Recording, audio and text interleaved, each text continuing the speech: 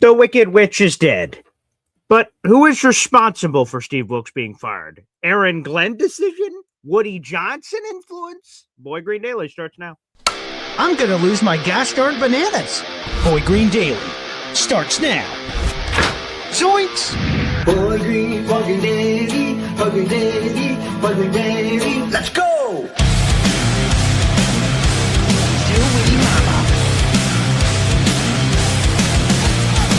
Put your seatbelts on. Get ready for the ride. We're the freaking New York Jets, so we're built for this shit.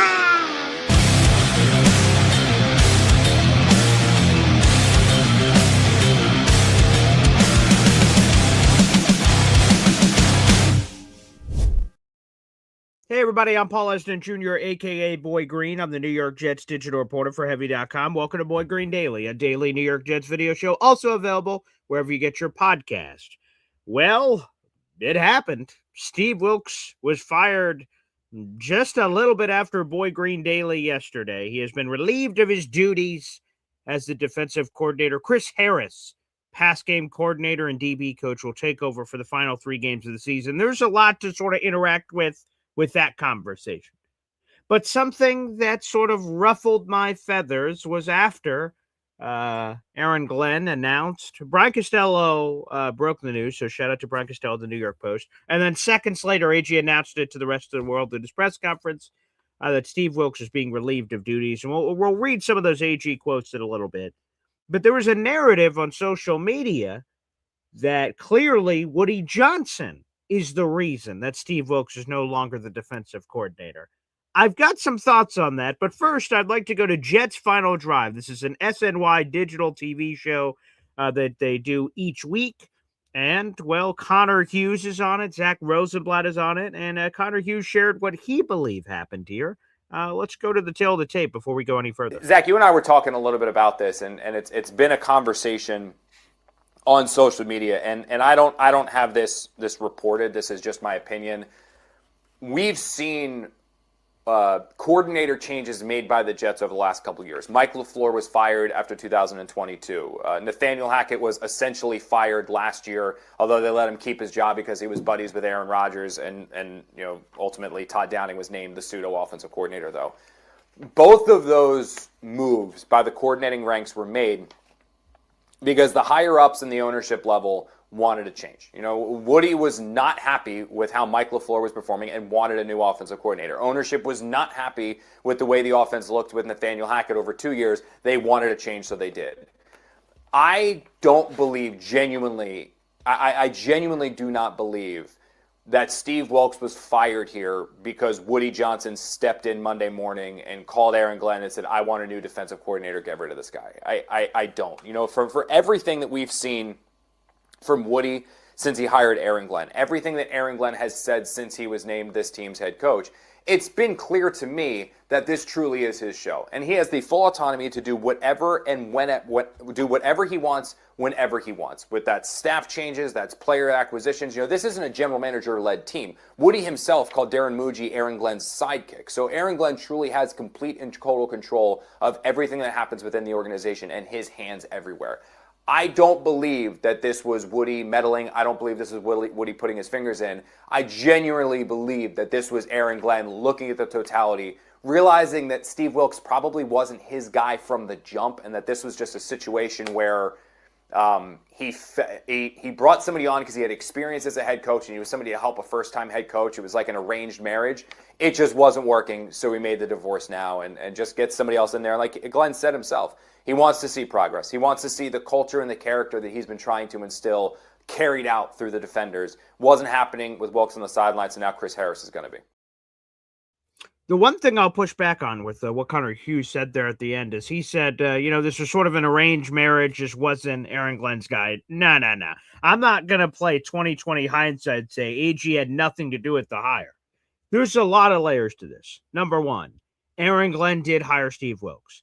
Aaron Glenn is responsible for Steve Wilks sucking. He picked the guy.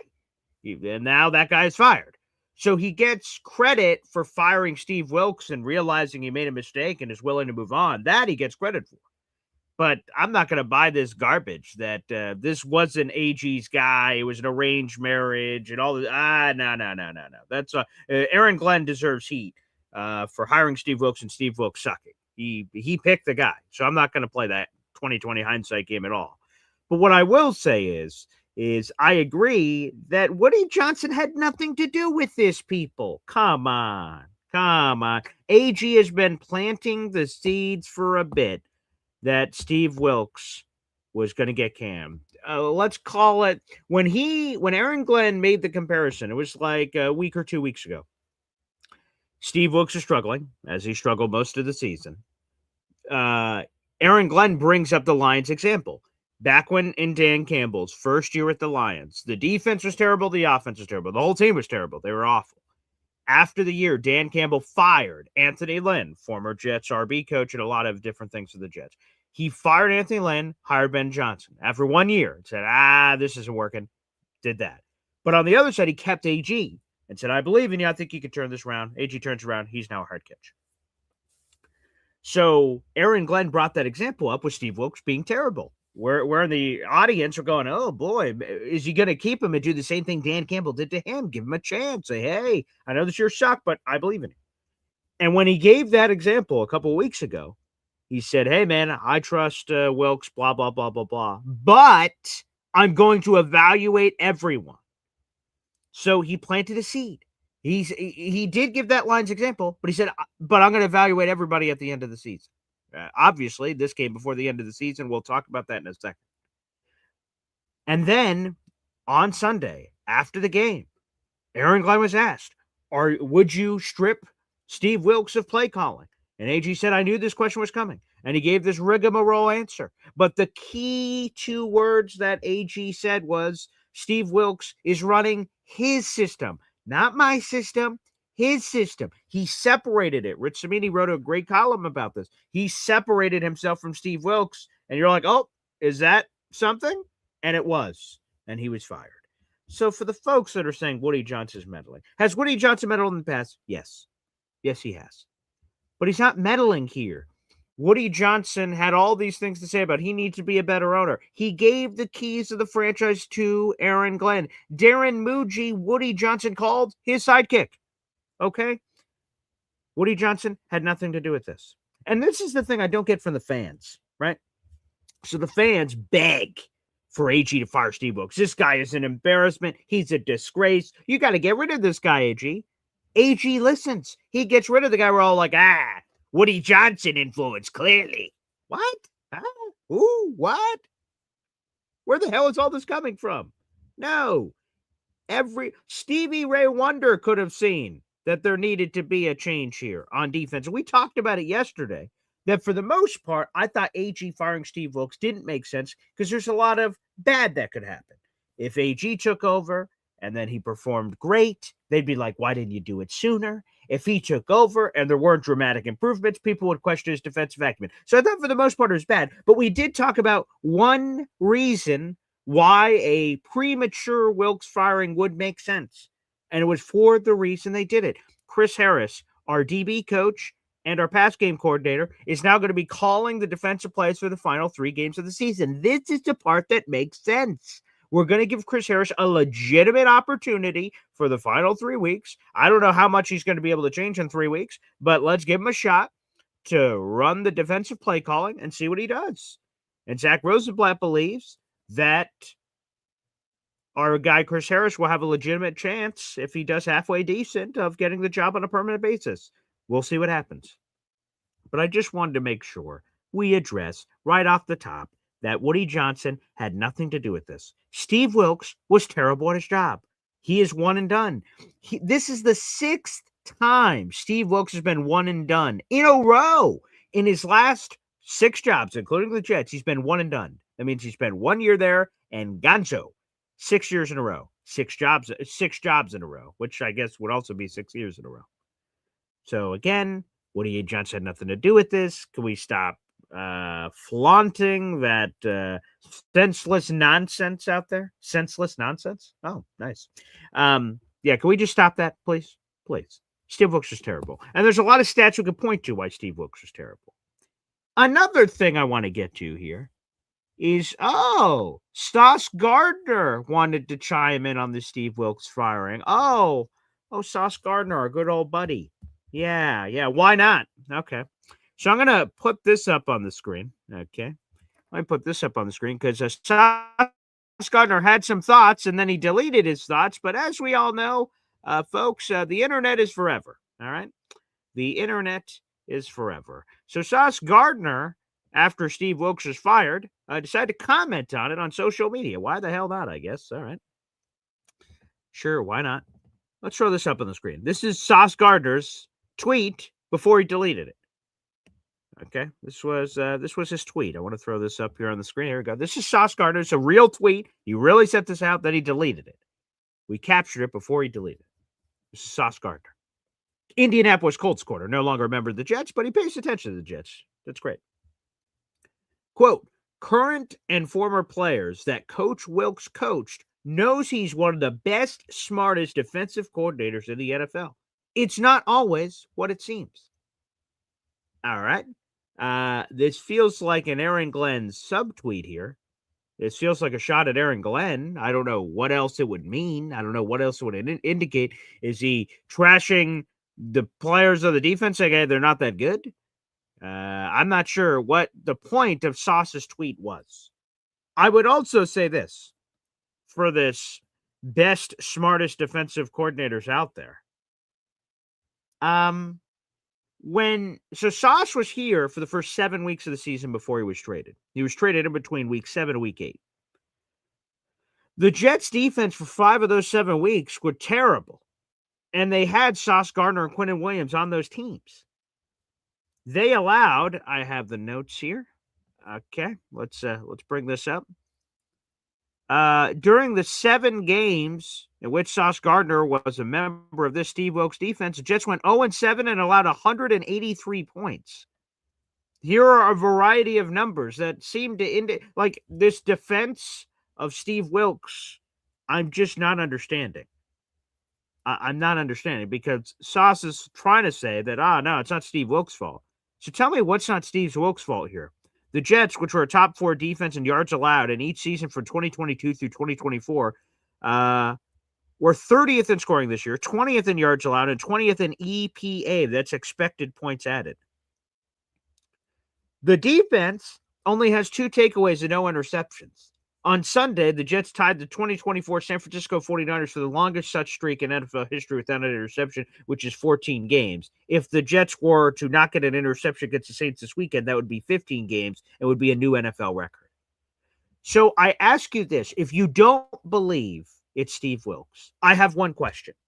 For all of you out in the audience. Thank you, Sauce, for your contributions.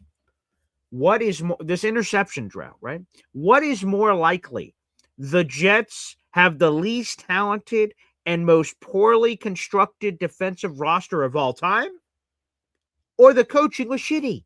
I'm going to lean toward coaches is shitty for 500, Alex. Boop, boop. I'm going to pen that one in. The fact that they haven't gotten an interception the entire season is a damning statistic at the plate of one Steve Wilks. The players have dropped a handful of interceptions this season, but I believe we read the statistic last week. It was 4 dropped interceptions on the season. So they only had 4, and there's 270 interceptions in the league. Maybe that's coaching not putting them in the right position. Again, the Steve Wilks defense, I just don't understand. Thank you for that fun fact. We have this just coming in from our guy, Dylan Terriman here, DT. Let's get to it. I'm being told Quinnen Williams has more interceptions than Sauce Gardner this season. We'll get our people in the back to check on that stat. I believe that's accurate. Thank you, Dylan Terriman. Thank you, DT. What I think we need to say here with Sauce is, Sauce, move on, buddy. We've moved on. You need to move on. You're like the ex-girlfriend thing. You're sort of hovering. It's weird, okay? You go with your new relationship. We're going with our new relationship. You're commenting, which, again, I don't know what he was trying to do. My immediate sense was, did he just take a shot at AG? Or he took a shot at his teammates being not very good. Either way, I'm not sure exactly what he's saying. But to be honest, with all due respect, and again, if I say that, I can say anything. I don't give a shit what Sauce Gardner thinks. He's not here anymore. With all due respect. Move on, buddy. Move on. Go. You have a lot more bigger things to worry about than what we got going on over here with the Colts. Your team collapsing and likely not to make the playoffs. That's what you guys should be worried about. Not us. You. Look in the mirror, pal. Okay? We're pointing fingers and doing this. And if you were so adamant about a Steve Wilks defense, maybe you should have played a little better for him when you were here for 7 games. But that's neither here nor there. So, Sauce, get the hell out of here. Okay? Get the hell out of here, Sauce. I like Sauce. I like Sauce a lot. I enjoyed his time here. But Sauce, get the hell out of here. Okay? Get the hell out of here. Now. Yeah. There you go. That's right, Brian Farrell. We'll call him Ahmad now. Yeah. Get the hell out of here, Ahmad. Yeah, that's nice. Okay. Yeah, there you go. Let's go. But so Chris Harris, I want to give him a shout out. Chris Harris, best of luck through the final 3 games of the season. 2 of the 3 are quite a difficult challenge. You have Drake May, who's in the running for MVP, and you have Josh Allen, who just does Josh Allen things. I don't know what the Jets aren't going to be able to change their scheme in 6 days. So we'll see what kind of impact this can have. Steve Wilks was terrible, and over the last 2 weeks, he gave up somewhere in the ballpark of 82 points. That was the most amount of points the Jets have given up in back-to-back games in 4 years. So I didn't think they were going to fire him, but for all the reasons I said yesterday. And I said if you were going to fire him, it was the Chris Harris angle, and Chris Harris gets a shot. So there you have it. Let's do this. Let's get some questions and comments involved. Make sure you guys like the video here on the old YouTube. Appreciate you. We have over 160 people in the room, 80 of those watching on YouTube. Appreciate it. Like the video. That's right, Mahar Khalil. Let's do it. Sauce Gardner. Yeah. Good call, Mahar. Good call, Mac. You are going to one place and one place only. It's the grinder, pal, for you. You mess with Kurt and you go into the grinder.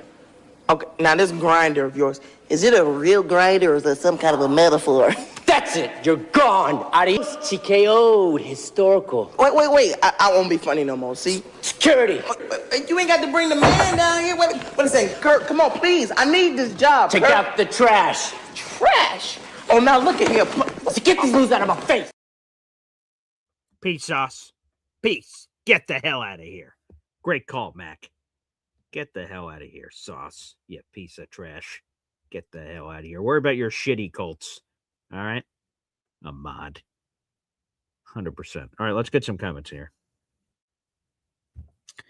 Taylor says, Sauce is dead to me for the next 2 years. After we use that second Colts pick, we could be cool again. Yeah, that's a fair way to put it. Sure.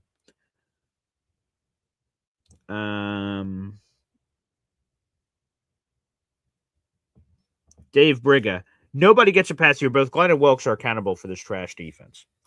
I think Wilks is the most to blame. He was the guy pressing all the buttons. AG is not without accountability. He hired Wilks.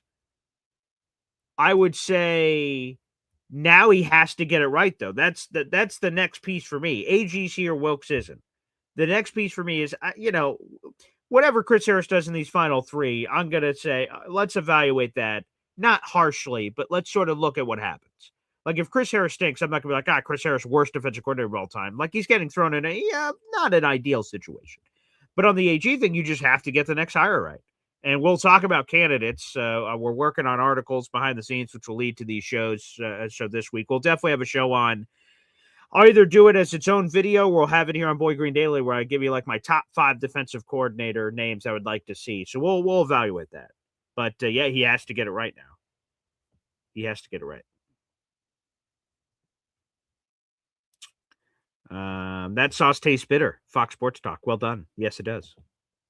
Incel on Sauce is the new Jamal Adams. He didn't go that far, but yes, that's he's heading more in that direction.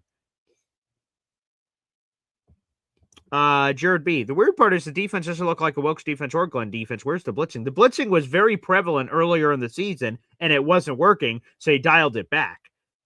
So take that for what you will. In the offseason, I'm saying Glenn and Wilks, said it was going to be a marriage of their two defensive philosophies. They weren't aligned. There was man versus zone. There was blitzing versus not blitzing. They had a lot of ideologies that didn't seem to align, but they said they were going to marry them. And, that's a divorce. That's a divorce. So let's make sure we get the right guy. And we're going to need a defensive overhaul in terms of the starters.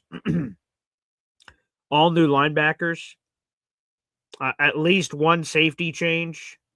Going to need a corner change. Trying to think of what else. New defensive tackle blood, new pass rushers for sure. Man, there's a lot of change that needs to be done here. A lot of change that needs to be done. Dave Briga says, Gardner needs to review his All-Pro videos because they're in the rearview mirror. Oh, ba-da-bum. Nice. NY Jets fandom. Is Sauce saying Glenn had a larger role in this horrible defense? If that's what he's saying, I wouldn't believe it. Glenn, yes, Glenn. I'm Sauce and Glenn. I'm getting them all mixed up. Glenn is a guy that seemingly he's CEO looking over everything, but he doesn't seem like a micromanager. Wilks has been a defensive coordinator for basically 30 years. I think he let him run his system, and he was very clear on that. So, yeah, it could just be an AG subplot shot, I suppose, but I don't know. Sauce isn't here anymore. Why the hell do I care what he has to say?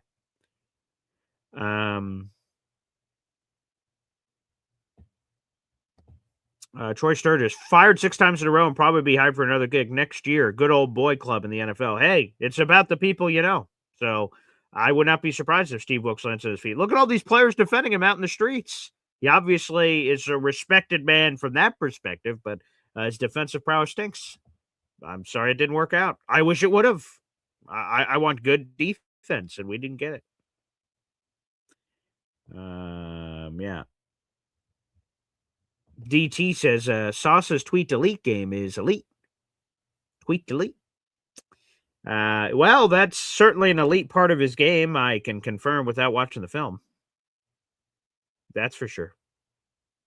But what nonsense. Taylor Story says, BG, they just want to cry about something. Woody meddling is the new shiny object, I guess. Yeah, just for the people that love to complain, I guess that's it. Again, Woody had nothing to do with this firing. Can't we just say,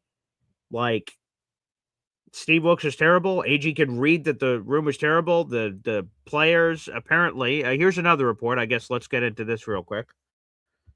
This is from our guy, Connor Hughes. He reported this last night. Some more in on the Steve Wilks business. So this came in. Yeah, so here it is. This is from last night from Connor Hughes. Sources tell SNY TV that Jets defensive players had grown increasingly frustrated with Steve Wilks throughout this season. Wilks' system rebuffed player efforts to take their shots and make plays and attack. Players were told to, quote, let the scheme take care of it, end quote, because of how it worked in the past. Many players felt this held them back. One player, sources said, called out Wilks in a meeting, questioning a call and pointing out the flaws in his system. Another player repeatedly expressed concerns with usage and what players, quote-unquote, can't do, instructed to, quote-unquote, stay in your gap. Continued failures increased frustrations. On Monday, Aaron Glenn fired Wilks, a decision made for on-field reasons. The Jets rank 30th in points allowed per game, 20th in yards. They are allowing 35-plus points per game over the last 3 games, including a season-high 48 versus the Jaguars. There you have it. Here's a couple of things, by the way, real quick. I just want to read some of these, and we can open up the phone lines here on the show. Like I said, Steve Wilks was fired yesterday morning during the press conference, and here are some Aaron Glenn quotes about the firing. There's some, quote, not usually, but I like to talk to the team before I let any information out that regards to team in general, but I'll let you guys know that I relieved Steve Wilks from his duties this morning as our defensive coordinator. Chris Harris will actually be assuming those duties right now, and I'll be helping him as he progresses through the week as the coordinator. Everybody else will stay the same. Quote, this is a decision I made late last night, and I talked to him this morning. I felt like it was the best decision for the organization at this time. I've said this all along that I'm evaluating players, I'm evaluating coaches, I'm evaluating myself. And I just felt like this was the best decision for right now for the team and for this organization. Listen, Steve is a really, really good person, and I think he's a really good coach. But again, I thought this was the best decision for the team. Oh, that's very nice. That's very nice. That's very nice by AG. Say he's a really good person. That's terrific. So why fire him now as opposed to at the end of the season? AG was asked that. Quote, listen, I just thought that from last week on into this week that the improvement wasn't there. I thought it was time to make a change. Again, I'm going to make the decision that is best for the organization at all times. It is my job to make sure that I continue to evaluate everything that is going on. I told you guys that. That is my job as the head coach, and I just thought this was the time for us to make a change. That from AG yesterday at his press conference. Yes, and as Philium says, happy Hanukkah to all who celebrate. Happy Kwanzaa, happy Hanukkah, and then happy holidays. We're 9 days from Christmas. Yes. Please make sure you guys celebrate whichever way you do celebrate. Let me see. Get some other comments here on the program. Let's go to Beal, I would assume. Beal66. Wilks had to go. Agree. Yes. Dave Brigga. Send Sherwood packing and bye-bye Quincy Williams. And then it looks like he's channeling his Jake Asman. You both stink! I like that. Nice Jake Asman quote there. Yes, Quincy's gone. He's a free agent. And Jamian, I think they might try to trade him. We'll see if they could get him for a bag of beans or something.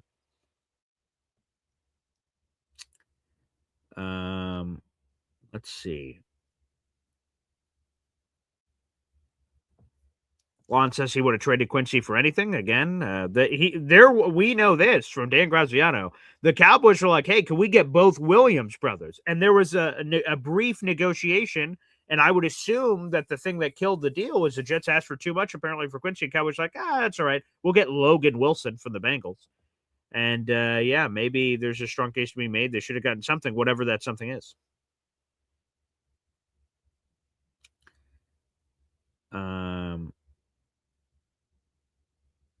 Shout out everybody that's in here right now.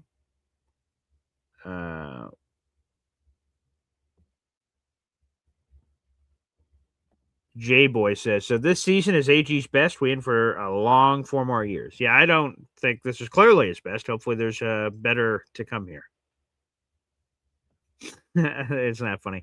NY Jets fandom. The Saints game scares me. I think we could win. We'll see. We'll see. If they can win or not. Tyler Shuck's playing very well. The Saints have beaten the Panthers and Bucks in back-to-back games, which are 2 opponents that beat us. So if that's any indication, we're set to lose. But we'll see what happens. On the road, I don't know how the... And then there's a lot of... Aaron Glenn used to be a Saint. So there's a lot of that connective tissue, both as a player and a coach.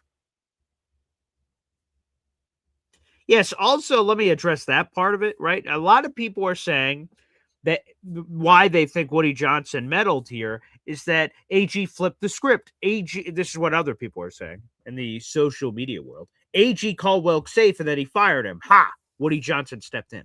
When did AG ever say Wilks was safe? Let me give you a spoiler alert. He didn't. He never used the word safe. He never said he wasn't going to be fired. He never said any of that. What do you expect him to say at the press conference? Fuck that guy. He's fired. You sickos? No. Why would he ever do that? He's not going to do that. He did not say he was safe. There was no meddling. No safe. That's the thing I don't understand. But anywho.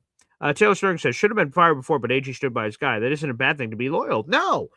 And again, in the first season, I don't think anyone should be trigger happy with firing guys. Was it bad? Of course it was. We were all there. It was terrible for Wilks. For most of the season, outside of... So the first 5 weeks of the season were awful. Week 6 and week 7, they came back and like, oh, allowing 13 points in back-to-back weeks, which we both lost. But hey, that's something to note.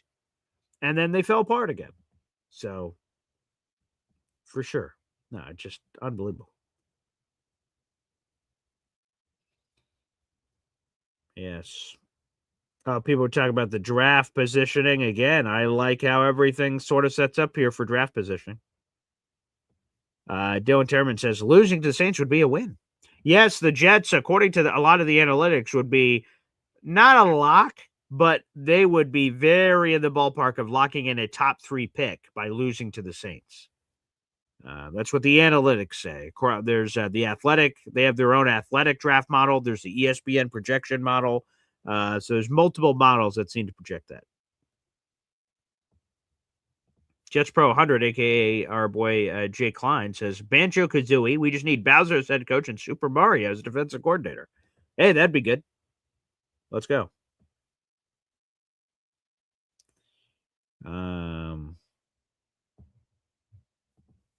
Alon says, would be laughable if they go interception-less for the season. You know, it would also be funny in a different way is if against the Saints you get like 5 picks, and they're like, oh, Steve Wilks is the problem. That would be funny in its own way.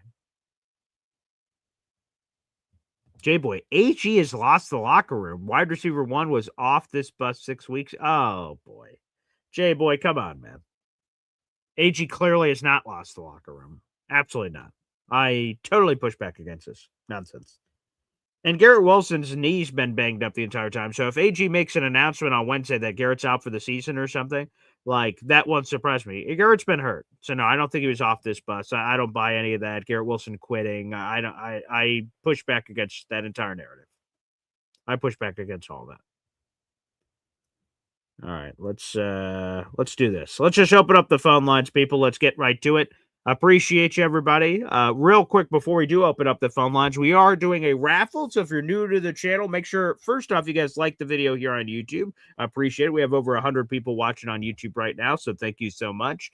And we also have over 100 on Twitter, and we have some people on Facebook, so appreciate it. No matter where you happen to be consuming this program, thank you kindly. The free way you can contribute is by liking the video. There's over 100 people in the room, but only 38 likes. So, guys, hit that like button. That helps get this Jet show in front of other Jet fans in the universe. We're trying to grow the audience, so please do that. If you're not subscribed already, subscribe. We're trying to get to 10,000 subscribers. We are less than 1,800 people away from that. That would be terrific.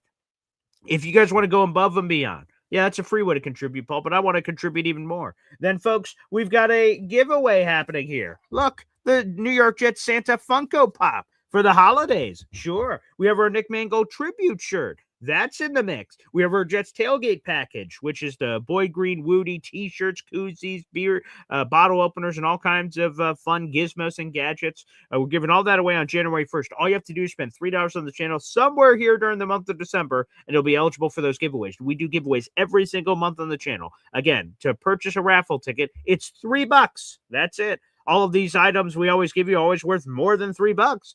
So you're getting the bang for your buck if you only buy one raffle ticket. But if the more raffle tickets you buy, the greater your odds are. If you're watching on YouTube, right next to the comment section is a little money sign. Click that. Super chat, super stickers, gift channel memberships. Those are all creative ways that you guys can purchase your raffle tickets here on the show. It helps keeps the lights on for me, and I love giving back to the fans with all of these giveaways. So, folks, feel free to take full advantage, baby, there in the comment section as well. Here we go. Yeah, baby.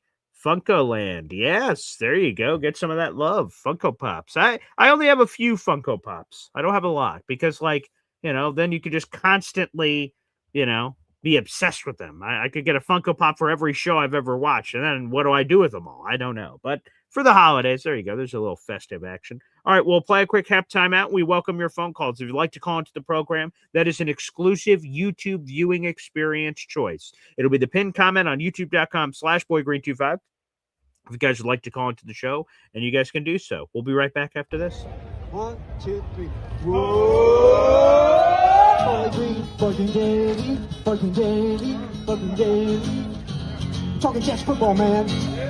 Moron! Boy Green daily, fucking daily, fucking daily. The New York Jets Football Club. Offense, defense, special teams, watch Jets football with Boy Green. Everyone, J-E-T-S, Jets, Jets.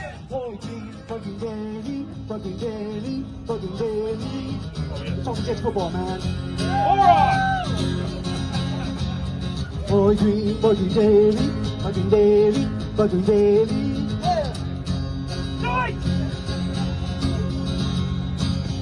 Offense, defense, special teams, watch Jets football with Boy Green. J-E-T-S, Jets, Jets, Jets. Let's go! Oh, yeah, baby. Yeah. Oh, yeah. Oh, yeah. I don't know what any of these dance moves are. I'm not sure. Just let my body go where my body goes. Here we are, baby. We're here on a bleeping Tuesday, for goodness sake, on December 16th, 9 days from Christmas. Make sure you guys get your Christmas shopping done. I just realized in the middle of that hep video, I'm like, I got all that done, right? Oh, well, nope. There's a person I forgot. Okay, got to go back to the store. That's happening at some point this week. So we've got all that cooking and so much more. If you guys would like to call into the program, now is the time to do so. Get your participation trophy. That is the pinned comment on youtube.com/boygreen25 if you'd like to call in. Let's go to the phone lines. I was just talking about them. Let's get to it. Hep. Look at the Christmas tree. Let me get a peek to see at this. Yeah. Oh, nice. Wow. Okay. Okay. Nice. Hey guys. Happy holidays. You know what? I was saying to myself about a good coach. They have to have certain qualities. They have to be a motivator. They have to be a good teacher. Mm-hmm. They have to be a good, like a chess master, a good technician, and they have to be able to be a good poker player. Mm-hmm. You know, when you zig, we're gonna zag. You know, or what cards you're gonna play. We haven't had any. I think Rex was the last one that I felt was really. Well, Todd Bowles had some good defensive schemes. Right. I don't know what he did, but I felt we haven't had anybody who was really the brainiac. Like, for example, remember Steve Walsh for the San Francisco 49ers? Sure. Totally brain guy, you know, or a defensive coordinator that someone's. I mean, there's no salary cap on as far as coaches are concerned, right? No, there isn't. So there's an unlimited budget for that perspective. And just coming off of what you said, Hep, there's two things here. First off, that's true. I don't think we've had since Rex truly, but like even just in the Steve Wilks era, if that's the word we want to use, I guess, is I never felt like we were at a tactical advantage. Like it seemed like the simplest things, naked bootlegs, tight end wide open, whoop, this guy's wide open. And I'm like, what the Steve, what's going on? Like the Rex at the amoeba defense where everyone's moving around and the offense is like, audible, I don't know what's happening. And then Sackapalooza. And then they just catch them and they just, it's a great game plan thing. There just hasn't been that with Wilks. And when people say, hey, come on, Wilks didn't have Sauce Gardner, he didn't have Quentin, he sucked before those guys were traded. So boy. And he lost the locker room too, it appears. So yeah, definitely. I mean, you're done then. And let's see what this other guy has. Maybe, you know, you never know. You might catch lightning in a bottle. Yeah. Man, it'll be amazing if if it flips on a switch. It'll be like, what the hell? We really know. But whatever. You know, the season's the season. Yeah. I'm just touching base with you guys, and I'll see you on the rebound. Appreciate it. Thank you, Hep. And the holidays, beautiful Christmas tree. Thank you for showing us that. Yeah. Again, is it a fair evaluation for Chris Harris? No. It's 3 games, and again, hey, fix it. 6 days. At least it's the Saints before we're getting to Patriots Bills, so hopefully there's some sense of relief. You're facing a rookie quarterback. Hopefully that's a little bit easier for Chris Harris. He did call defensive plays for the Jets during the preseason, Aaron Glenn revealed. They sort of do that coaching up school, you know, in the preseason games, give other coaches on the staff the opportunity. I love that they have done that for the Senior Bowl the last couple of years. Senior Bowl is now no longer Reese's, it's Panini, and they have new people running it. So hopefully they do that same sort of elevation program. I really like coaches getting another shot from that perspective. So hopefully that sort of stuff continues. But yes, no advantage whatsoever. It just looked too vanilla on defense and predictable and obvious. And that's why Steve Wilks doesn't have a job. This isn't some big conspiracy theory here. All right. I think it's just pretty simple. Steve Wilks checks notes, not good at his job. Sorry, Steve. But by the way, happy holidays, pal. All right, let's go back to the phone lines. Philium joins us next. Philium.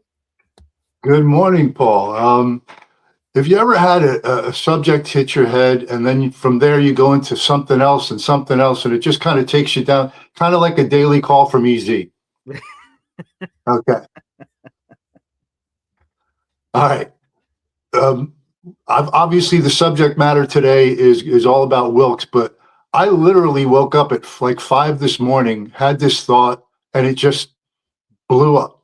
Okay. So give me a couple of minutes here. I have a promotion idea for you that I think is wonderful. I think you're really going to like, and I expanded it so much over the last few minutes. So anyway, all right. Thinking of Johnny. This is how it started. Thinking of Johnny again, calling in from the hospital. And we talked a few weeks back or months back about the Mount Rushmore of BG, right? Oh yes, so it's a fun, yeah. Okay, so there's a couple of guys that are obvious. Hep, probably Alon, definitely Jared. Okay, I think once you get to that fourth, fifth spot, it starts to get really tough, right? How do you eliminate? Like we eliminated Martin from the Jets Rushmore, right? It gets really tough. All right. Well, what do most teams have? They have a ring of honor, right? Yeah. What about a Boy Green ring of honor? All right. Now, that's just the beginning of the idea. How about this? Every month you start so it's going to be the first annual Boy Green induction to the Ring of Honor, January 2026, right? Kick off the new year. All right. So you decide, is it 5 names, 10 names, whatever. All right. If you want to nominate somebody for the Ring of Honor, 5 Boy Green Coffee Club memberships, and you say, I want to nominate Jared or whoever to the Ring of Honor. All right. Okay. Let's say you get 10 names and you decide, okay, we're going to put, for the first one, maybe we're going to put 6 names in. All right. And then you have a poll. And the fans decide which 6 guys get inducted. We're the induction crew, right? All right. Yeah, I like that. Okay. You can have the same way you got the running ticker on the bottom. You can have that running across the top of the screen at all times. This is the Boy Green Ring of Honor, right? And every month, you can add as many guys as you want. You can put as many guys on the ballot as you want. And if a guy doesn't make the cut the first time, it's like, the old timers thing. Hey, we can try and put him in again next month. Yeah. This could go on indefinitely. You could have 100 guys eventually in the Boy Green Ring of Honor. And I don't know, man, my ears were smoking this morning thinking about it, and I couldn't wait to get on and tell you about it. Wow. Well, I love it. Again, the randomness of that Boy Green Mount Rushmore, wherever, I don't even remember where that came from, how it became a fan thing, which is the cool part about the show. I don't know where anything comes from. It just sort of happens, I guess. But no, that's fascinating. It'd be a great way to honor we have so many OGs. We have some people that have lived eras, right? There's some Boy Green Coffee Club members who used to call in every day. They never call in now. They've fallen off. Maybe they'll come back at some point. I have no idea. But there is sort of this ebb and flow. Some people have been here forever and they'll keep being here forever. Some people come and go. So it would be cool to have this forever honored tradition. It's a phenomenal idea, Philium. It's not your first phenomenal idea and probably won't be your last. But I just wrote down a few notes about it. Yeah, let me put this in the oven. Let's see. Let's check some temperatures here and see. We have a little bit of time before January. That would be a phenomenal thing, Philium. Thank you for sharing that. Absolutely, man, and my pleasure. And lastly, now that Wilks has been fired, I think the Wait Till Next Year song could be rebooted. Oh, great. Okay, wait, do I still have that in here? Let me see. Yes, I'm sure I do. All right, I'm going to go. Okay. Peace out. There we go. Thank you, Philium. Wow, great idea. Okay, let me just make sure I play the right one here if I have it. Let me see here. That is worth it. I love that song. I think it's only in audio form, I believe, as I'm taking another gander through here. Let's see. Is it this year? Let's see. Well, we're sitting here where we've been sitting before, wondering why we keep taking more. And if you know why, won't you please share the reason with me? We start every season full of anticipation, hoping it don't end in frustration, but the football gods just won't ever let us be. We are the fans of a team called the New York Jets, and being one of them leaves you full of regret, and we ain't been happy since we won frickin' Super Bowl III. We need change. Now that folks have been fired, we need change. Someone to get us inspired and pray they'll turn it around just as quick as can be. So here's to next year, let's believe we can win. Here's to next year, start all over again. Let's keep smiling, 'cause you know there's always next year. Yeah, keep on smiling, 'cause you know there's always next year. There he is, Philium. Always next year. And change is always happening with the New York Jets. All right, let's go back to the phone lines. Let's go to that guy we was just talking about, Johnny Boy, here from the hospital. BG, good morning, sir. How are you, man? Hey, what's going on, man? First off, man, shout out to Phil, dude. Yeah, I think Phil's like, if we do this, like Phil has to be top one. Like, 100%. How does he not, with his own idea, get sort of thrown in there? And dude, and I love that song, man. Is it me or does anybody else like after when he has the pause part right till he gets to the verse, like you're kind of like tapping to yourself to make I am. It is just a little like exactly. Oh yeah, terrific. Exactly. So I came on today, man. First off, shout out to everybody. Appreciate everybody that's been reaching out. Means a lot. I'll keep saying it and say it every single time that I get on here. If you haven't talked to somebody in a while or anything like that at all, please just reach out to them. And it is the holidays. People are going through stuff right now that they're going through it alone. And just a single, hey, how are you doing? Or a single, hey, I hope you're okay. Just thinking about you means the world to a lot of people. So, yeah, if you can, if you want to, it's up to you. I'm not telling you to do it, but if you want to, it's cool. All right. So we were talking about Wilks yesterday before this even happened, right? And you and I were having the conversation about like, why would they do it now? Like, what's the sense that it would make for them to fire the individual right now into the season and everything?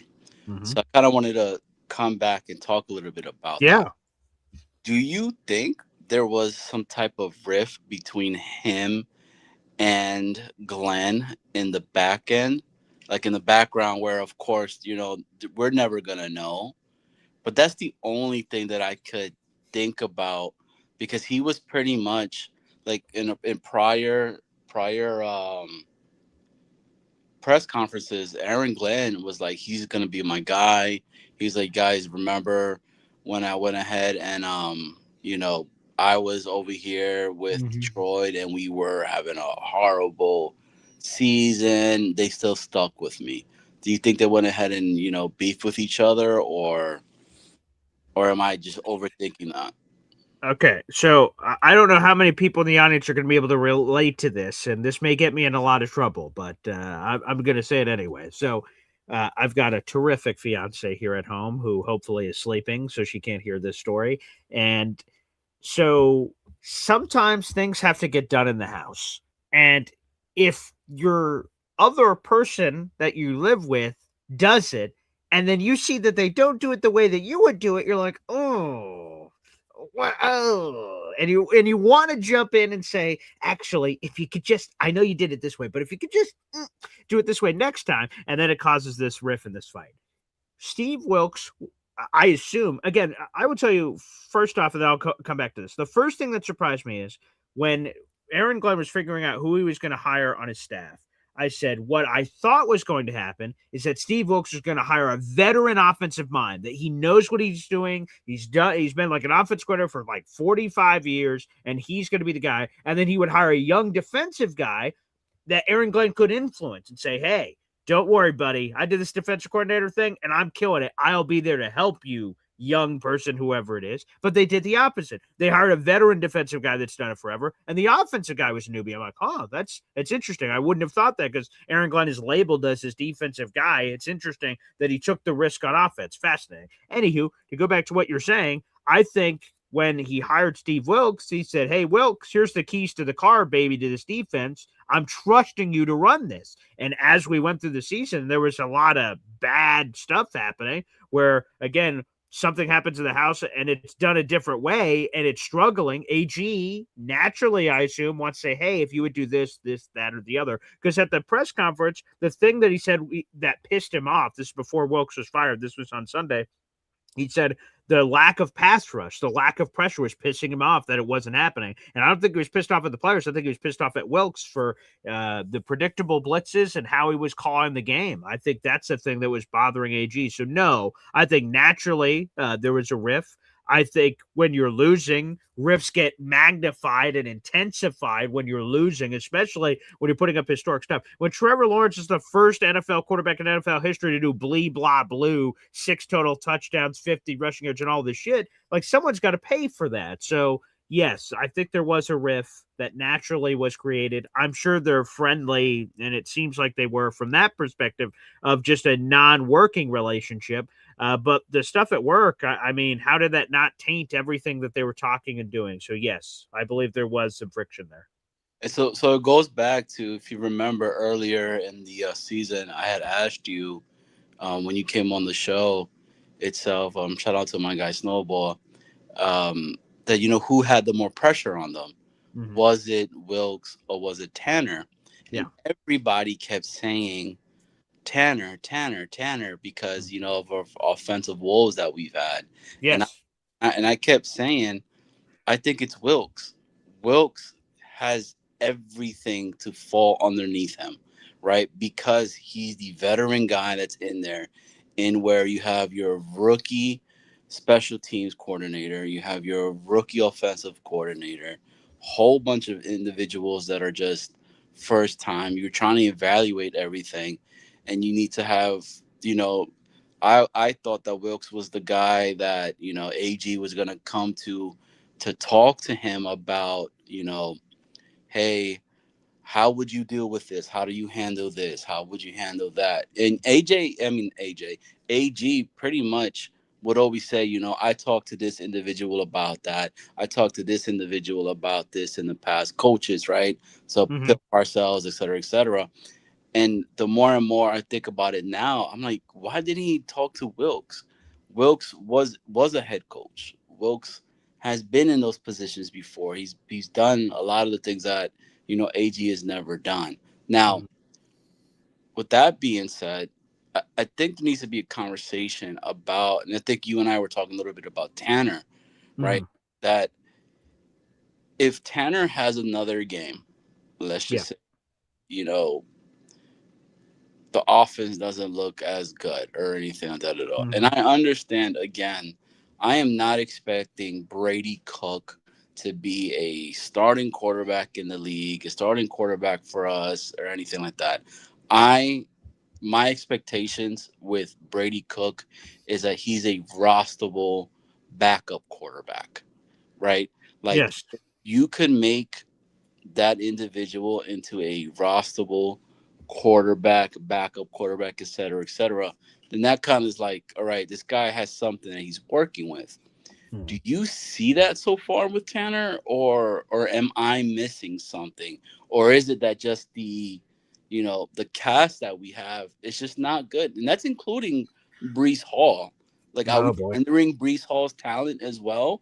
Because I'm kind of out on Breece Hall, if I'm being honest with you. So yeah, the Breece Hall is interesting. Like just yesterday, because a couple games ago, it's like, whoa, Breece Hall is getting close to that 1,000 yards. He's on pace for a career season. This is great. And then, like you said, all these low games. I'm like, where's Breece Hall at now? He has 900 rushing yards. He has 3 games to get 100 yards. And you think, oh, he could get that. Well, he just had like 22 or something in this previous game. So he's just fallen off a cliff. And what I'm wondering out into the universe, and the Jets got to figure this out because there's a big decision coming up. Is this Tanner? Is this the shitty quarterback play? So everyone's honing in on the run, so Breece isn't effective from that standpoint. Like, what's the reason that Breece Hall isn't Breece Hall right now? Is it Tanner not targeting him in the passing game, which doesn't seem to happen on a consistent basis? That'd be a Tanner control thing. Breece Hall not playing well, the quarterback play. I heard Wrong Verb earlier. He's in our YouTube comment section. He said, like, why is Tanner getting a pass? We're all like lighting up Steve Wilks. Why is Tanner Angstrom getting a pass? I think one reason why I give him a pass is that, Justin Fields had 4 games this season where he threw for under 60 passing yards. I want to go to a bar and have 31 other NFL fans, Texans fans, Bills fans. I want to tell them that stat. And they go, wait, what? That's a real thing. You had your quarterback throw for under 60 yards 4 times this season. Like, that's such an unbelievable, that can't be real stat, but it is. So I think Justin Fields was awful. That didn't help. Brady Cook's an undrafted free agent. It's hard to judge whatever he's doing. quite frankly. But I give Tanner some credit for how he sort of called the game early against Jacksonville, getting the ball out of his hands quick. I'm like, okay, cool. He's doing some simple stuff for Brady, which should give him a better chance to operate here and make some action. So I think part of the evaluation is very difficult for Tanner because the quarterback play has been so terrible. The offensive line has been pretty good all season. There's been moments where they haven't been. Brees Hall has been wildly inconsistent. And then Garrett Wilson's been out for most of the season, which sucks. So that's your number one receiver. So we've been operating with Josh Reynolds, Alan Lazard, Arian Smith. I mean, it's been a mess. So it's long story short. It's just a hard eval for me. I'm not saying he gets a pass completely. There's been some dumb stuff that he's done, strange play calls in bizarre times, but like it's really hard to get a true assessment because of the Garrett Wilson injury, Brees Hall's inconsistency, the shitty quarterback play. It's hard to sort of bottle that up, to be honest. And if I'm being honest with you, BG, I don't think anybody gets a pass. Right. Because at the end of the day, the team's record is horrible. It's bad. Oh, you know, so like, yes, Banjo is great, but again, is that because we're getting so many more opportunities that you're putting in front of these guys to be able to make the special team hit one? Because these guys are fast. You know, there's just so much that goes into it that's not really really talked about as much, you know. And I don't know, man. Like I understand that people are wanting the quarterback coming up, and of course, I mean, I want a quarterback. I want the quarterback to be for the franchise and lead that. But with just so many holes, and then the amount of cap that we're coming and the holes that are going to be needing to get fixed, like, do you think they're going to have a giant mixture of, you know, some vets that are going to come in here, and it's not going to just be the straight young movement that AG was doing? You know, and I'm not talking about like super old. I'm talking about maybe what's his name, the linebacker from Detroit that starts with the A. Anzalone? Yeah, you know, that could essentially truly bring in that. I mean, or are they going to wait for the new defensive DC that is going to want to bring in his type of people that'll fit his schemes? Yeah. You know, so there's just so much questions now. And my last thing, BG, and I'm out. Yeah. Does it not feel like we're going to win this game against the Saints? Like, does it not? Isn't it not for us to like? It could be so jet that we're supposed to lose this game to help our, you know, draft, yeah, and everything like that. But we fire the guy. The freaking players are going to be motivated to play, to be like, look, we end up getting our first like interception and all that.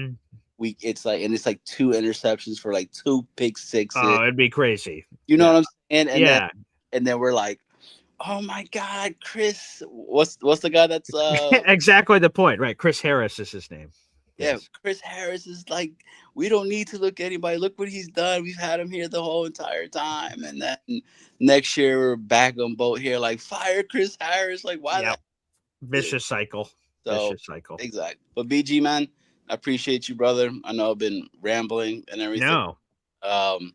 Shout out to everybody again. Appreciate you guys, man. I saw my guy Quest in there. What's going on, Quest? And look, you got a quick message here. A shout out to NC Green. Appreciate this coming through. Hey now. Wow. NC Green, a member for 20 months, saying speedy recovery, Johnny boy. Appreciate all the kind words that have been coming through the chat for you, Johnny. Hell yeah. NC, I appreciate you, brother. I appreciate everybody, dude.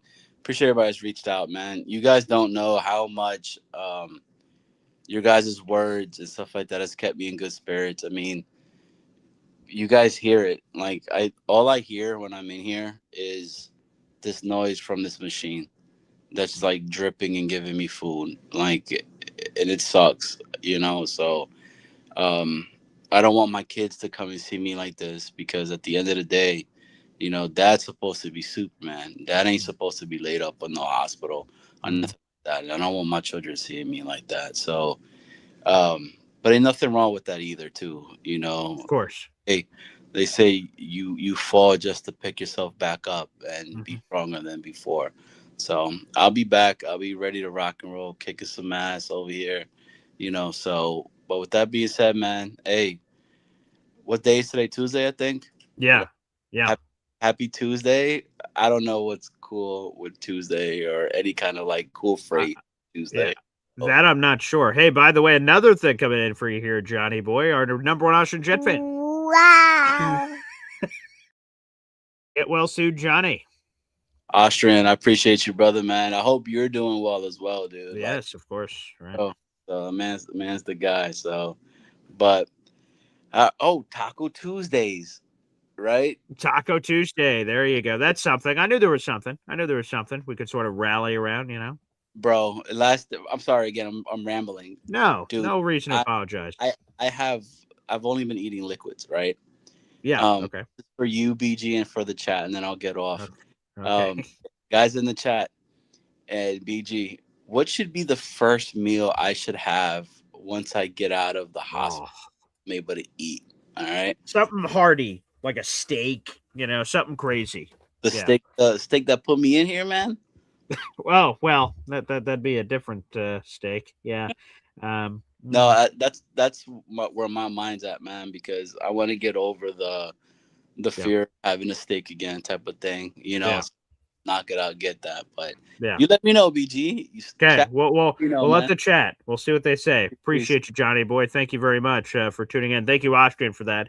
I have 17 raffle tickets to our contest. It's been, I hope it's been cathartic in a way for Johnny Boy too. But it's been cool for me to be able to communicate with Johnny Boy live on here on these shows, and which has been good. It's been good to see him.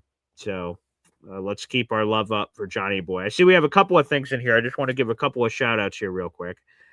First off, NY Jets fandom, Paul, hit the Fernando song. All right, you bastards. Here's a little bit of a taste. Here's a little bit of a taste. Here we go.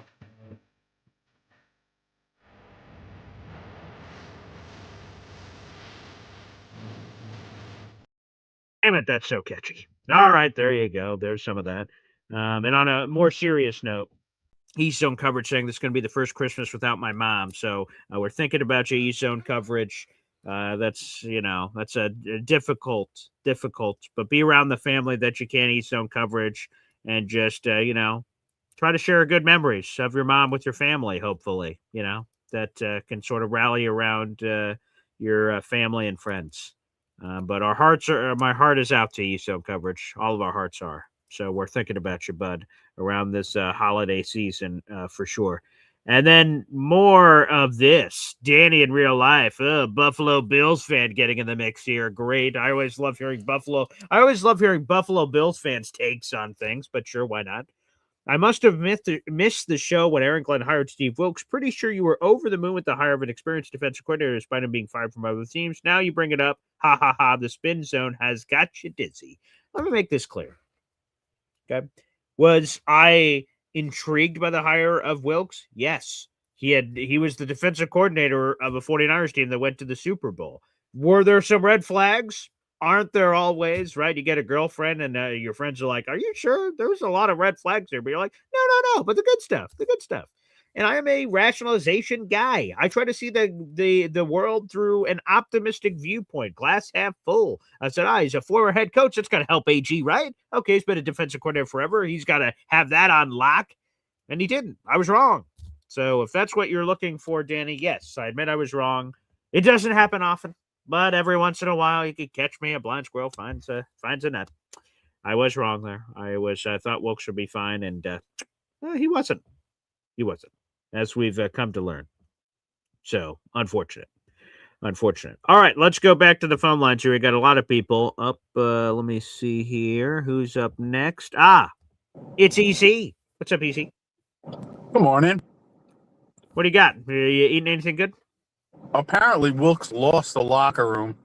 Yeah, that's what Connor Hughes said. Yeah.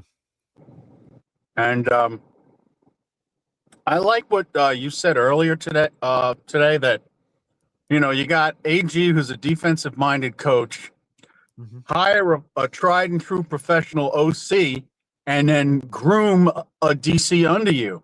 Mm-hmm. I think that was a brilliant call by you. Even your father won't be able to be pissed off at you for that one.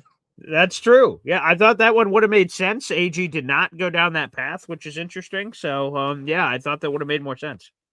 Well, like I said, I'm just worried about I think this young guy is probably going to do pretty good.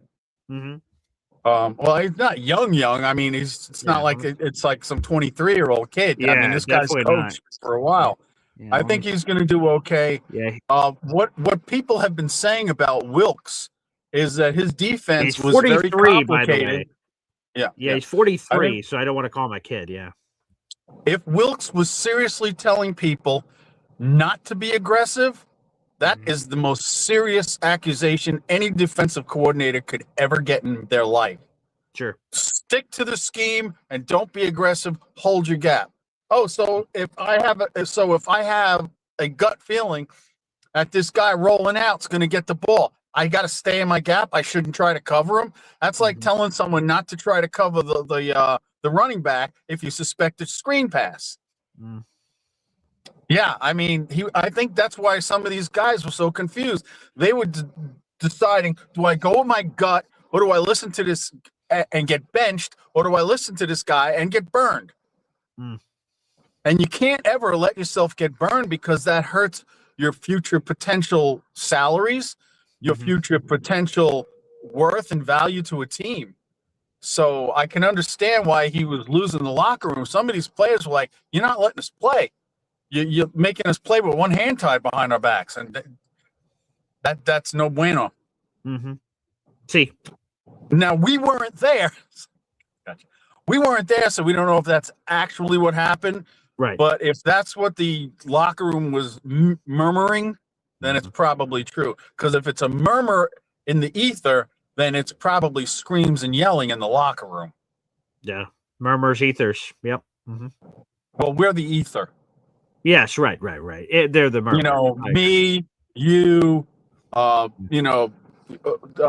Green Bean, and Ian from Jet Central and all that. We are the ether. Yeah. So if we hear it, it's got to be. If we hear murmurs, then it's got to be screams up in the locker room. That was makes the sense. point I was making. I pick up what you put down. And I got to give Aaron Glenn a lot of credit. He seriously tries as hard as he can to never, ever throw any of his players or coaches under the bus or undermine them in any way.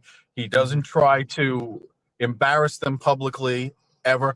Like that whole thing with Arian Smith, and he said he knows why he wasn't playing, and we're just going to leave it at that. Mm-hmm. He didn't say, well, I did this because he missed 3 meetings or anything like that.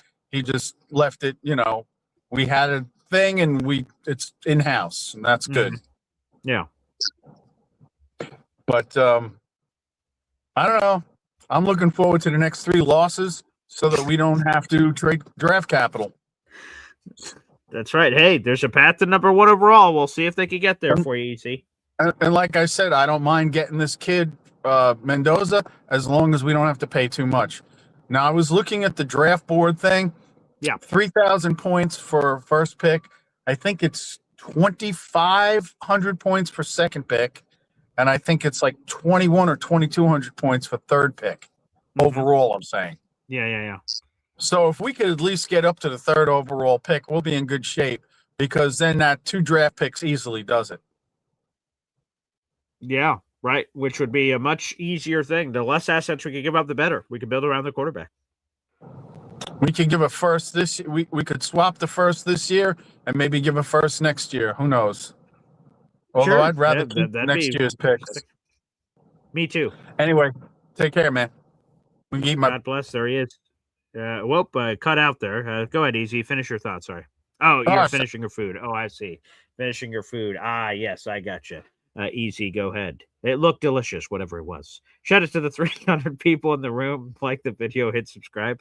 Let's keep this phone line train rolling here on the program. Wow, Philly Noodles has been getting a streak of call-ins recently. So what we got going on is the bosses that be are on vacation at home for Christmas. Nice. So Good. when in holidays. Rome, Yes, happy boy. holidays. Appreciate So it. Johnny boy, bacon, egg, and cheese sandwich, coffee, OJ. It's got to happen, bro. It's a staple. sure. Get it done when you can. I Please concur. do it Yes. for us.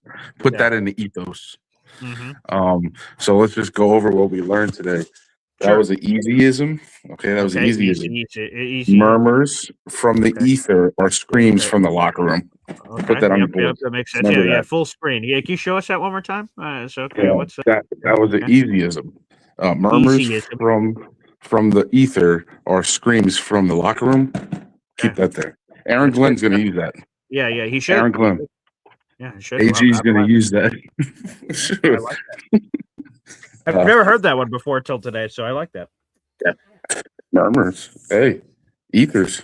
You know, put it in there. Murmurs. Yep, Something's got to work. makes Some sense. will stick. It'll stick.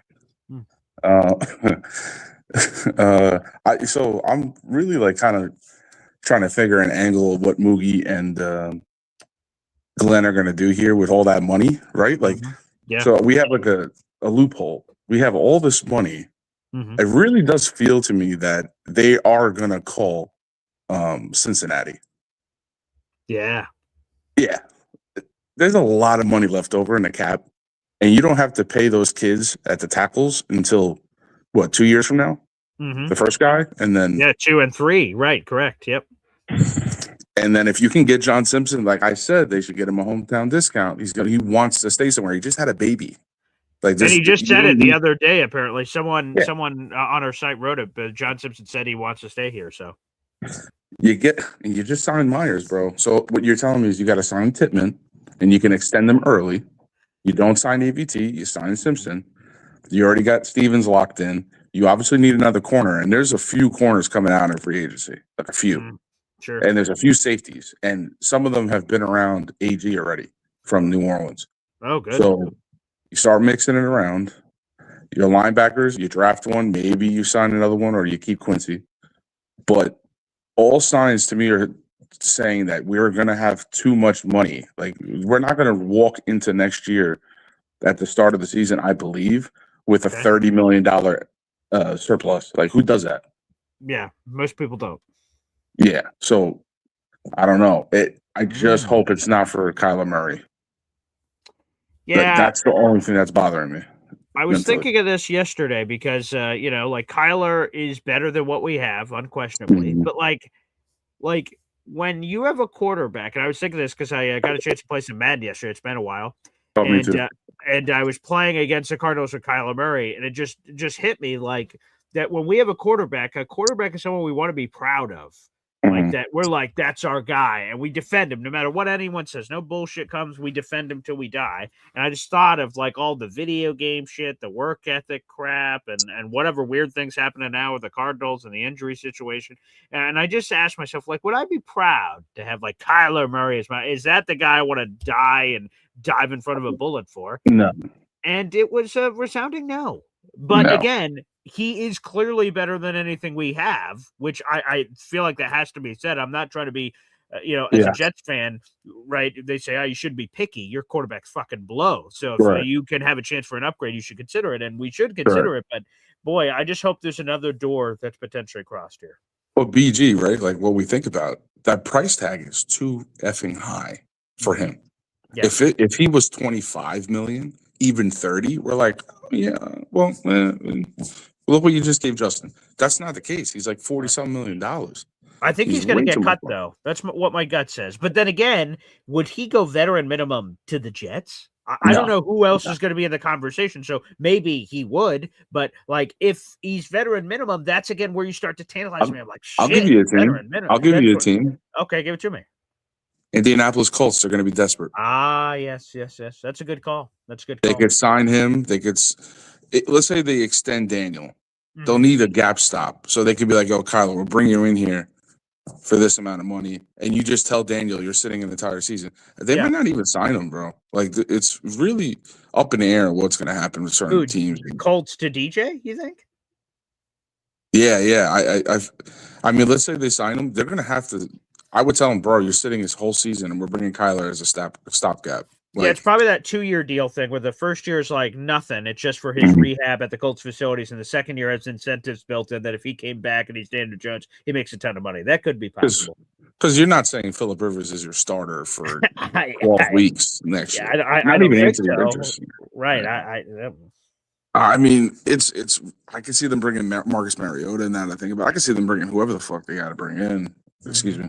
It is what it is, but it really puts us in a predicament where, what like I'm calling for Cincinnati, seeing if you can just give up 4 ones for Burrow. Because if you give up 4 ones, you keep yourself 1-1. Yeah, but come on, let's be honest.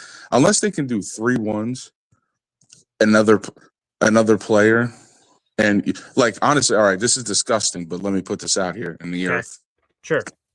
You could probably get away easily with 3 ones in Brees Hall and call it a day. How about 3 ones in like Will McDonald or something? Yeah, like it can happen because Trey Hendrickson's going to be a free. Right. Yeah, he's going to be gone.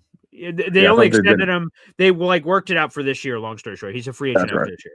So yeah, you probably could do that. You can go. I wouldn't go Jermaine. He's more of a soul player. But yeah, you could do that. You can go 3 and Will, without a doubt. Right, yeah, you can do it. Let's chat it up, Bengals. And then on the Madden front, that's funny you said that. I'll historically run like twice a year. I'll do 2 different iterations with what to do with the team when I like fully draft, whatever, So I'll sim through on All Pro or All Madden. I'll sim through my season. And I'll do it at the beginning of the season to see what I can do and make trades and do what I want. Because obviously the quarterback sucks. Yeah. So the first one I deleted. I didn't like how it came out. Yeah. So the second one, I just got to the draft. I simmed the season. We went 6 and 11, right? Yeah. 6 and 11. So we won the predicted games actually, and we went 6 and 11. And I wasn't able to draft a QB because it was happening before me. Because where we landed in the draft. Right. But I picked up a talent that was very good, and I picked him up in the 2nd round. Wow. Could be fourth telling, man. That could be. And I'll just tell you, by the way, so I played Madden. So I'm a franchise mode guy. So I play the first year of the Jets, and like I don't win a lot with Justin Fields on all Madden. He like I kept being in games and he would make some terrible mistake and fumble. I'm like, God damn it! And so I get to the end of the year, I'm like, oh, okay, no worries. And then the Jets fired me. I'm like, oh, Jesus. So then Aaron Glenn was a free agent. I'm like, all right, who else wants me? The Saints hired me. I'm like, all right, Saints. And I just went through a whole year and I did great, made the playoffs and everything.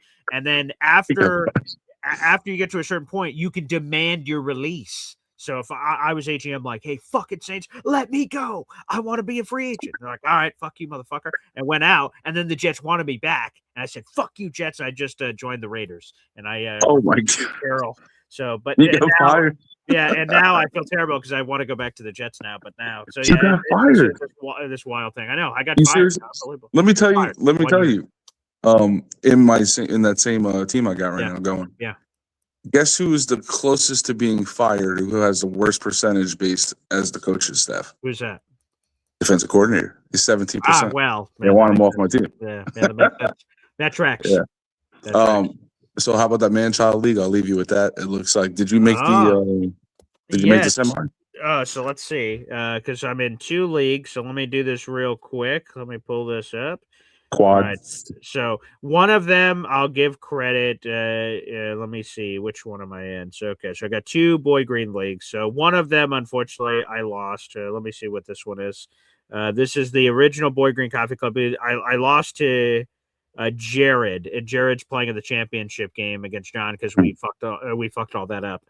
So they're playing for the championship game. So that one's in the original Boy Green Coffee Club league. In the double espresso shot league, which is the one I'm in with you, I am in that one. So you're on one side. You're playing, or maybe I think I totally Quad Cities. Quad Cities. Whoops. Yeah. Let me get to this. I'm in too many goddamn fantasy football leagues apparently. But yes, Quad Cities. That's the one that I saw is these matchups. So you're on the other side. I see you're facing Thomas, who's a 13-1 freaking juggernaut, and then I'm facing Ali, who's a Twitter Jets fan of Boy Green Daily. And yes, we'll see if we meet in the championship, pal. Yes, sir. That'd be great. That'd be awesome. Enjoy your day, on in, Philly. And shout out to the bosses that are on the holiday this week. Shout out to the bosses on the holiday. 300 people in the room. Make sure you guys like the video here on YouTube. Back to the phone lines. My boy James is back, baby. What's up, James? What's up, BG? How you doing, man? Hey, good to see you, pal. Happy holidays. You too, brother. Thank you. Appreciate that. Couple things. Johnny Boy. So last year when I lost my mother, he was one of the first people I call into to Jets media over there with Richie all the time, and he gave his prayers and condolences. And I still remember that to the day. And my prayers are more than up for him. So I just want to get that out of the way. Thank you. Yeah, absolutely. Did I hear you say something before about the dish stuff being done the wrong way as far as cleaning? Did you say something like that? Oh yeah. Like I said, that happens in my house where like my fiance will do something and I'm like sort of overwatching. I didn't do it, but she did. I'm like, ugh, I wouldn't have done it that way. And then it caused all kinds of shit in the house. Yeah, all the time. Yep. Bro, I'll give you a great hack. And I Okay, hope she's go not ahead. listening. Like Okay. if my girl will be like, listen, I want you to do the dishes. I'll do the dishes, but I'm not gonna do them as good as I probably would. So then she's like, you know what, get the fuck out of here. Go, I'll do it. Oh, I So, see. but you have to play. You can't play too stupid. You can't play too Yeah, stupid. right. Like, what do you mean? You don't do it like this? How do you do it? Oh, I So, see. yeah, Okay, so yeah. half it. Oh, I see what's You got to going play the on. mind Okay, game a little bit. all right, there you go, James. I'm Um, writing that one down. Okay, that's a good yeah, one. bro, take that and use it. Okay. Steve Wilks, piece of shit. He's been one and done, two and done, pretty much everywhere he's went. Yep. He's part of the whole NFL, good old boy club where I'm sure he gave a recommendation to some defensive coordinator down the line, helped get him a head coaching job. He fizzled out. They see each other years down the line. Hey, remember when I helped you get that job? I'm up Shit's Creek. I need a job. That's one of the things I can't stand, the recycling. Yeah. I know it's not a huge league. There's only 32 teams here, but it's obnoxious. So I really don't give a shit that he's gone. I don't know if anyone really does. No, definitely. Yeah, dude, my phone's been going in and out since I don't know, signed on here. So I've been hearing bits and pieces of everything. But Okay. if anyone is upset that he's gone or thinks he didn't get a fair shake, just go look at the man. Like, this is him. This is what he does. 1 year, 2 years gone. Look at what he did as a head coach. Did nothing. So yeah, Chris Harris. I remember him. He was a cornerback, and I think he wasn't he with the Broncos. He was. Yes, he was with the Broncos. Yeah, I think we tried to get him in free agency 1 year. He was actually a pretty damn good cornerback. He really was. Yeah, he So played for a long time, so good for him. how many years has he been coaching now? I don't know. Let's see. He's been coaching since 2013, so like 12 years. 2013, on and off, working his way up and down a coaching staff. So I like when guys do that and they cut their teeth starting at the bottom. I'm a fan of that, and I'm a fan of players that turn into coaches. Except I'm still nervous that players don't turn into great coaches as a head coach, or at least good players in the league.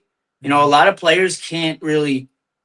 Players with supreme talent, sometimes they can't explain to someone how they did what they did on the field because it's just God given, or whatever the case may be. I think about the Michael Jordan thing all the time, where like Michael Jordan makes a shot in practice, and people are like, "Hey, how'd you do that?" I don't fucking know. I just shot it. Oh, right, right. So it just comes out of my fucking fingertips. Yeah, right. So, we'll see. We have to give him a fair shake, and you can't judge, in my opinion, unless it's just absolute slop and like atrocious play. You can't really judge him too harshly. I'm not saying he's going to be the guy next year. I'm not saying don't scour everywhere you can and bring in an elite D coordinator, but give him a shot and see what happens. And Sauce Gardner, oh yeah, fuck off, man. Seriously. Up. Sauce Gardner may have just intercepted James's signal, which would have been the first time he intercepted anything. I think we might lose James here. James was talking about his phone issues from earlier, but I do want him to come back. So, James, whenever you do come back, I want you to finish your fucking off of Sauce Gardner because he needs that heat. All right, James, it looks like we lost you. Feel free to call back in, James. We'll get back to you here because 100%, whatever. That's what I was going to tell James earlier. So I'm glad it went back to his point anyway about like Sauce is the one that was defending Steve Wilks, saying, I don't know if it's all him. And I'm like, what the hell are you talking about, dude? Get the hell out of here. You don't have any say around here anymore. You're not a Jet. You're not green and white anymore. You gone. So go handle your own crap somewhere else. We don't care for your opinions. We don't care for your takes. Okay. I got a Sauce Gardner jersey in the closet. My child has a Sauce Gardner jersey. When they turned 1, got him a Sauce Gardner jersey. That lasted 3 seconds. But like, you don't have any say about anything anymore. So handle you guys have your own BS to worry about there in Indy. I think James' phone must have died. But James, if you call back in, I'll let you finish your point on Sauce. I don't know what happened with your phone there. All right, back to the phone lines. Mr. Famous Fulton here on the program. Morning, Paul. How are you this morning? Morning, Mr. Lockwood. How are we? Doing all right. Just gonna get my hair cut today. Ooh, nice. What are we going for? Mohawk? Probably. Okay, there you go. Way to mix it up. Nice. I love it. How's Johnny feeling today? Johnny boy. Yeah, he called in earlier. He's still in the hospital. It seems like he's going to be there for a while. So I think what's important for all of us is let's continue to show him love. It looks like, I don't want to speak for him, but if he's going to be there a while, that means he could be there for Christmas. So hopefully we're all thinking of him and send some love over to Johnny with everything that he's going through right now. But he seems to be in relatively good spirits despite his situation. So blessed be he. Nice. Yeah. Yeah, so what's on your mind, Mr. Famous Fulton? What's going on? Well, never much. I'm spending time with my girlfriend this Saturday. We're going going out to a movie to see Avatar. Ooh, God, man. And it's like a 3-hour movie. 3 hours? Yeah, Lord. 3-hour movie.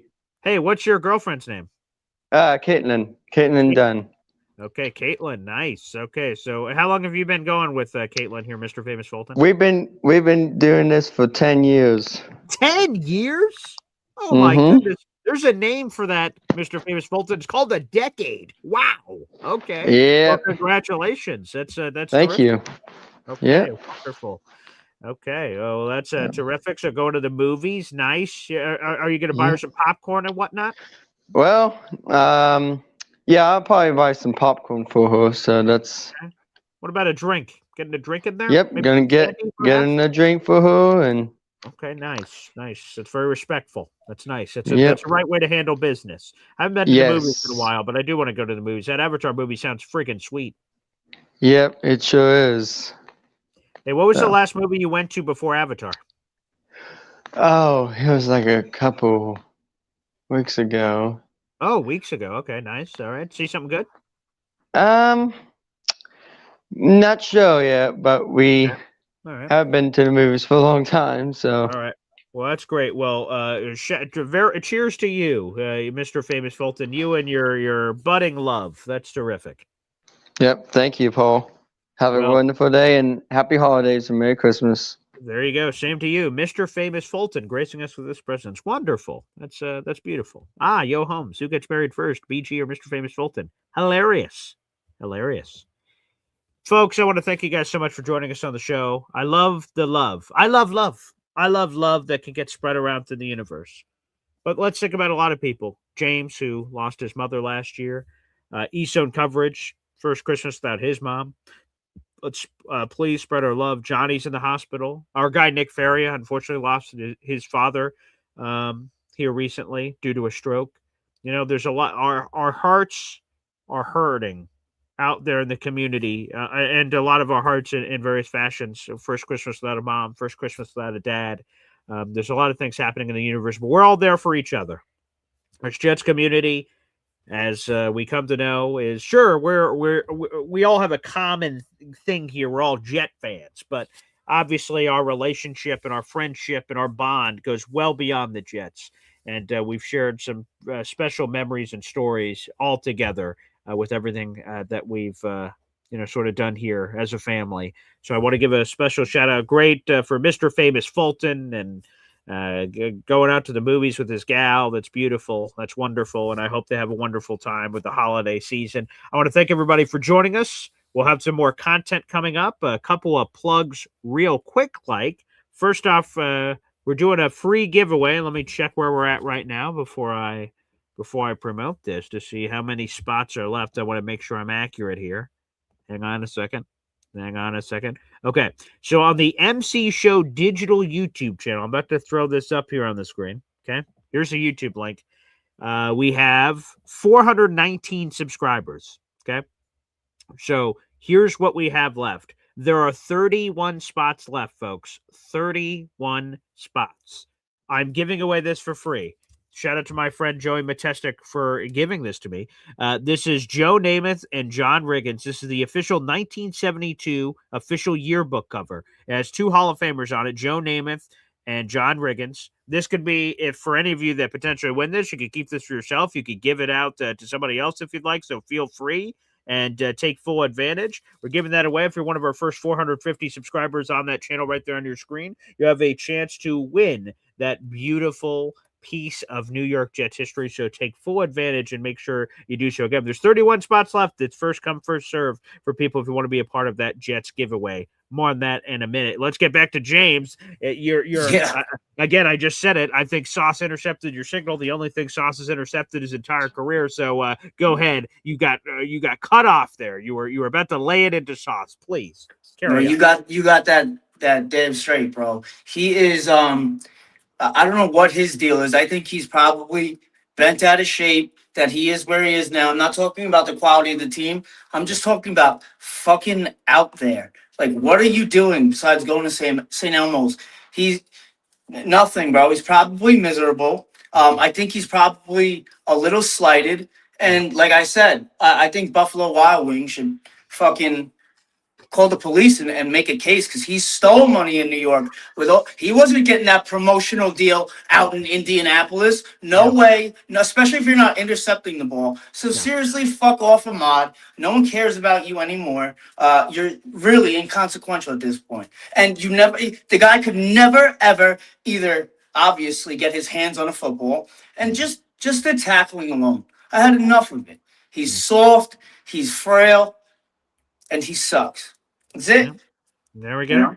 Other than that, yeah, man, I don't have much else to say, but go Jets, There you go. That's cool. Well said, James. I want to make sure you got that in there. Fuck Sauce, Ahmad, whatever we call him now. Stay in your lane, buddy. This is our team, okay? I don't need your chirping. By the way, I don't even know what your chirping meant. What were you even saying? Steve Wilks wasn't that bad. You only look dumb by calling him one of the smartest defensive minds in the game. Okay. Oh, okay. All right, Saucy. Shut the hell up. Shut the hell up. All right, everybody. With that all being said, happy holidays. Again, one last plug here. Again, we have 419 subscribers at that YouTube channel right now. That's my digital radio show. If you want a chance to win this free item, it's free. All you have to do is subscribe, which is free to do. The 1972 New York Jets official yearbook cover that is Joe Namath and John Riggins. Yes, as Yo Holmes said, a lot of testosterone, a lot more than what this Jets team has. A lot of man on this right here. It's in this beautiful case. It's kept it preserved. So we will ship that out. If you are one of the first 450 subscribers, again, at the start of this right now, there are 31 spots left. Okay, it's first come, first serve. There's 419 subscribers on that YouTube channel right now. You guys can be one of the first. Help spread the love, and you'll have a chance to win that. We have other free prizes coming up as well. We're also 6 subscribers away from giving away an autographed piece of sports memorabilia. So 425, when we reach 425 subscribers, which we're 6 subscribers away. We're doing a giveaway. We're doing this giveaway at 450. We're doing another giveaway at 475, and then another giveaway at 500. We're going to keep incentivizing for you guys to do. And as long as you remain a subscriber, you're in for all of those giveaways and more moving forward for all of our free giveaways. Thanks, everybody, for tuning in. Love you guys. Love doing this. This is a real treat. And thank you to Philium for the great idea for the Boy Green Ring of Honor. I'm going to bring this to the lab. We're going to work on it and see where we can go from here. Terrific idea from Philium, and thank you so much for sharing. All right, everybody. We appreciate you. We'll see you again. Boy Green Meets Woody is today, of course, at 3 o'clock, so we'll be there for that, and looking forward to it. Have a great day, everybody, and we'll see you in a little